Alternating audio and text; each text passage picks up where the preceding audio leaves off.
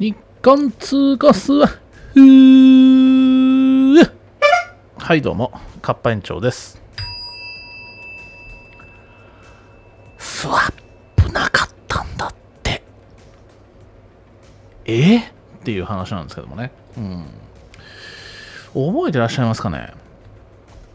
確かこの100億ドルね、100億ドル規模の通貨スワップ締結、この韓国企画財政部が発表してて、で日本側は6月29日でしたっけね、100億ドルのこの通貨スワップ再開に合意した。開始日とか確か期間については特に言及は確かなかったんですよ。で韓国企画財政部も同じ日に、通貨スワップ締結っていうことをね書いてあったから、なんだよと、当時もね、なんかね、韓国側のなんかこの参考資料みたいなところにこそっと期間が3年みたいなことを書いてあったような気がするんですけども、で、当時ね、僕もこのチャンネルでね、このチャンネルじゃなくてなくなっちゃった方のチャンネルなんですけども、なんだよと、韓国側は何も変わってないのになんでスワップくれてやるんだよっていう話をね何回かさせてもらったんですけども、でも一向にこのなんていうか先進まないじゃないですか。あれなんか続報みたいなのは何も本当に上がってこないなと。何なんだろうかと。ガセだったのかなみたいな。でもそれからしばらく経って、でね、いよいよもう韓国お金がないと。また通貨危機の足音がみたいな。軍屈が、軍歌ですけどね。あの人たちなんかこの軍屈がっていうとなんかよりファビョロンでわざとなんか違う読み方してますけども。なんか通貨危機の足音が聞こえるとか聞こえないとか、ね、グギギギみたいな。世界が羨む、我が国の経済が、日韓スワップは発動できるのかっていう話が、なんか知んないですけどね、日本のマスコミで、おそらくこれ、鈴木さんの、デイリー新潮さんのね、この記事がベースになってると思うんで、興味ある人はね、ちょっとかなりボリューミーなんで、興味ある方はご自身で確認してみてください。どんなことが書いてあるかっていうと、第2の IMF でしょうと。もう政府も借金まみれですと。異様なスピードで債務が増加してますよと。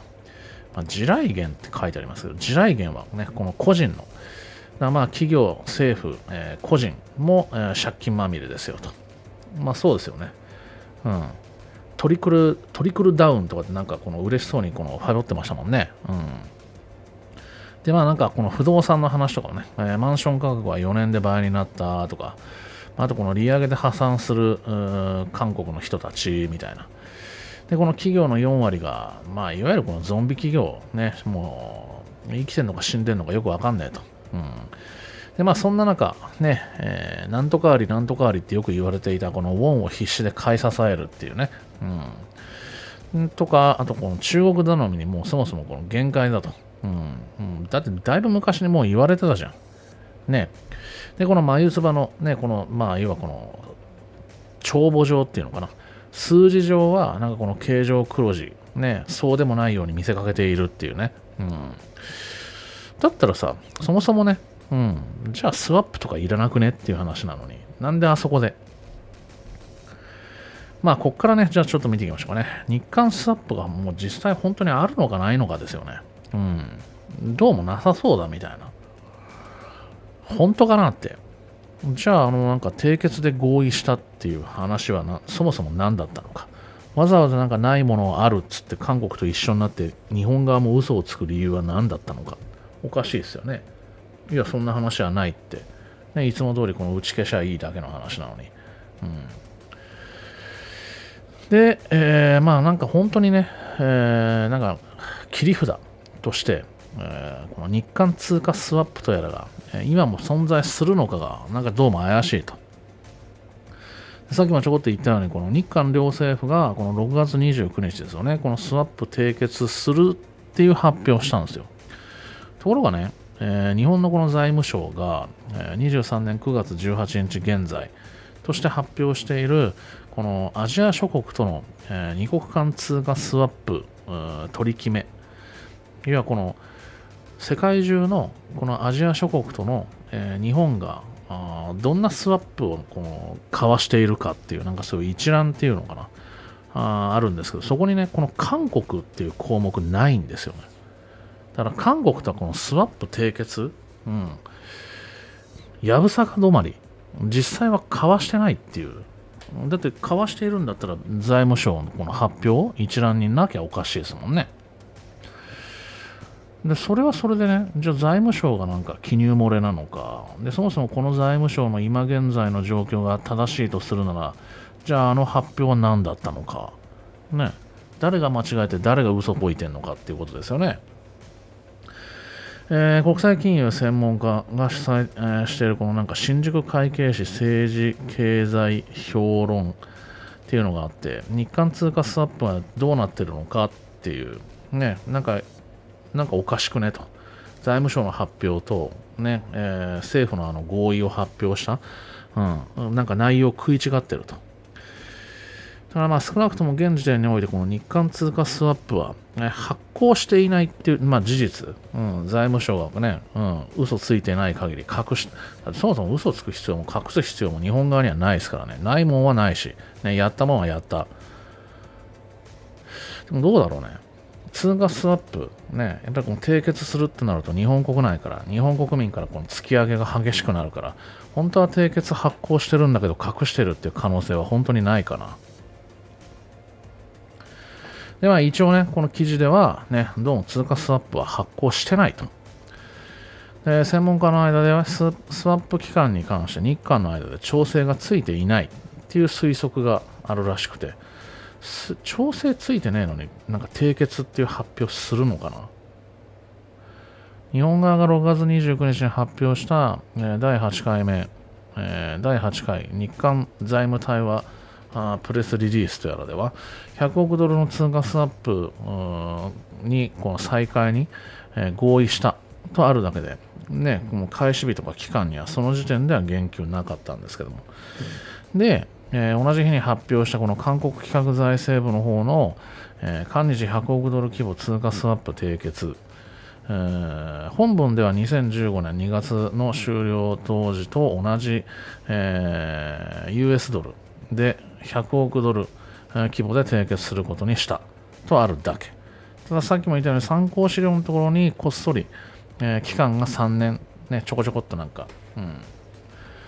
ら韓国は日本に対して、こういうことをよくやりますよね。合意に至ってなくても交渉中、まだこの詰めの段階とかね、じゃあ交渉始めましょうか程度の合意、だったとしても、もう締結になったっていう、そういう発表の仕方しますよね。だから自分たちのこの希望願望通りに話が進んで、もう決まったっていう体で、だからこれから例えばですよ、これから日韓通貨スワップ、締結に向けて交渉を再開することに合意したっていうのが事実だったとしても、もう韓国の発表は韓日通貨スワップ締結以上っていうことをよくやるじゃないですか、この人たちは。ね、で日本側がそんな話、まだそこまで話詰まってもいないのに、ね、これから交渉しましょうか、そうっすね、じゃあいつから、じゃあ第1回の会合はいつにしますっていうところまでしか、決まってなかったとしても、じゃあそんな話はないってひっくり返すのは大人げない。何が大人げないのかさっぱりわかんないですけど、今までのこの日本側の対応ってこれだったんですよね。だから結局は韓国の要求を飲んでしまう。これ今もそんな大した状況変わってないと思いますけどね。で正式に何にも決まってないとしても、例えばこの株式、為替、要は市場ですよね。日韓スワップが存在すると信じている間は、例えばこの韓国ウォンにとっては、なんかこのウォン防衛の助けになったりするんですよね。要は後ろ盾が何もないのと、ね、日本円が存在するってなったらやっぱ変わるわけですよね。で問題は日韓関係が悪化した時で、日本側は本当は存在しませんとリークするかもしれない。韓国の嘘が明らかになればウォン攻撃の火の手は一気に燃え上がる可能性が高いと、こんなことをね、言われてるんですけれども、どう思いますかね。誰が嘘ついてんだろう。間違いなく韓国が嘘ついてるのは間違いないと思うんですけどもね。ね、でもとりあえずこの6月のこの29日にさ、日本側もね、この通貨スワップ、発表があったは発表があったんですよね。じゃああの発表何だったんだろうって。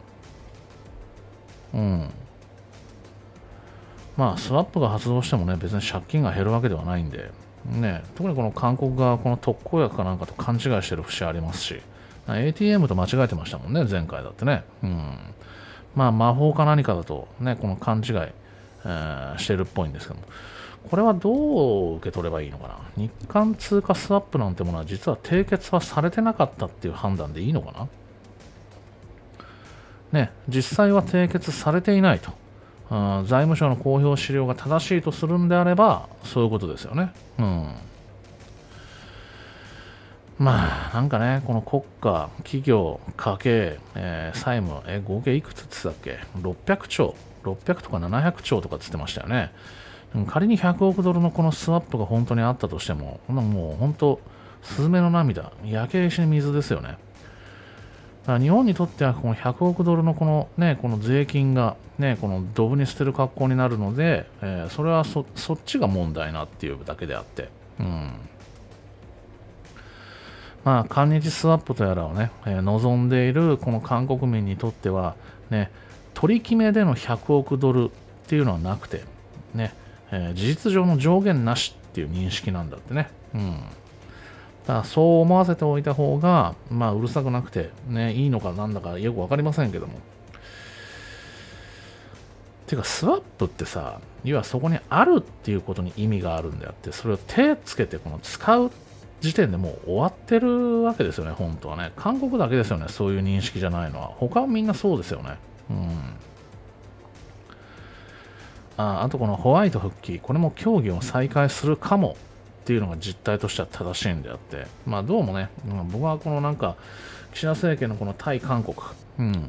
ちょっとなんかこのマスコミのね、この韓国発信の、韓国マスコミとね、それをこのなんか日本のマスコミを使った韓国にとって都合のいい話っていうのを、どうもね、まあその時もこれ本当かなと、ね、話半分ぐらいで受け止めてはいましたけども、どうもね、話半分どころじゃなかったくさくて、まあ、だからね、IMF 管理でいいんじゃないの君たちはね。まあ、スワップ協議、来年の春予定とかでしたっけ。協議をすることに同意する。だから締結云々じゃなかったんですよね。ね、仮に締結になったとしても、100億ドルではもう手遅れだと思いますし。だからこそ無制限無期限にすべきっていうこのね、おかわり要求をしてくると思うんで、次ここですかね。来年の3月、そこをどこまで突っぱねられるかっていう。でも来年の3月でしょ。来年の3月までに韓国からの数々のこのね、反日発言、反日行動をね、全部ね、このなんかもう取り消して、ね、なんかこの不気味な邪神像とかも全部ね、この片付けて、ありとあらゆるこのね、反日、日本に対するこの無礼の数々をね、詫び入れてね、しかも賠償もするっていうところまでやりきれるとは到底思えないんでね。そもそも交渉なんかする価値もないと思いますけど。ね、韓国の要求っていうか希望、願望、文句、不平、不満。そんなもんだって一方的にこの聞いてやる理由がどこにもないじゃん。ね、スワップ、そもそもね、なんかこのドルが無料で無限にいくらでも湧き出てくる、なんかこの、そんな風にこの勘違いしてるからね。資金供与でも何でもないじゃないですか。ていうか、贈与だと考えてますからね、あの人たちは。なんかね、この単発スワップで済まそうとした、そういう動きはあったんだって、日本側に。でも韓国はそれじゃ満足できないと。定期的に更新する、なんかそういう取り決めにする交渉中みたいな。どうやらね、そういうことらしいんですけども、そんなもんやるわけがないと思いますけどね。だから日本企業への支払いがね、ストップしないためのスワップだと。っていうか、通貨危機、また通貨危機いい加減にしろよっていう、ね、そう自分で自分のこのケツ拭くことをいつになったら覚えるんですかね。要はこのまたデフォルト間近ってことでしょ。これでさ、実質 G8 とか言っちゃうんだからもう笑っちゃうよ、ほんと。まあ、できればね、そんなもんはないと。発動できませんと。ないものはないと。ダメなものはダメだと。嘘は嘘だと。まあ、ベネズエラと友好を深めてた方がいいんじゃないですかね、韓国はね。でもな、坪内閣、坪政権だしな、ね、自公、ね、自民も大概ですけど、ね、そうか、公明がね、仕切ってますからね。わかんねえよ。ということで、ね、あくまでもなんか都市伝説レベルの噂話でしかなかったっていう、その方がね、いいんですけども、まあなんか似たようなタイミングでアメリカ財務省から韓国をこの為替監視対象国から除外っていう話が出てきたりとかね、なんかもういよいよ、ね、気にする価値もないみたいな、もうどうでもいい扱いが確定したかのような、まあ、いや、後半続きサロンの方ではそう、だから結局韓国は何も変わってないわけじゃないですか、日本に対して。相変わらず反日国家の反日野郎どもでしょ。だその一つ、この竹島、あいつらが言うとこの独党ですよね。やっぱりこの韓国の国会で国会議員がね、要はこの独党領有権主張、教科書歴史歪曲糾弾決議案可決っていうことを韓国政府が普通にやってるわけですよ、現在進行形で。ね、韓国に融通きかしてやる理由が明らかにないでしょう。何をやってるんですかねって話をちょっとね、見ていきましょうかね。今回は以上です。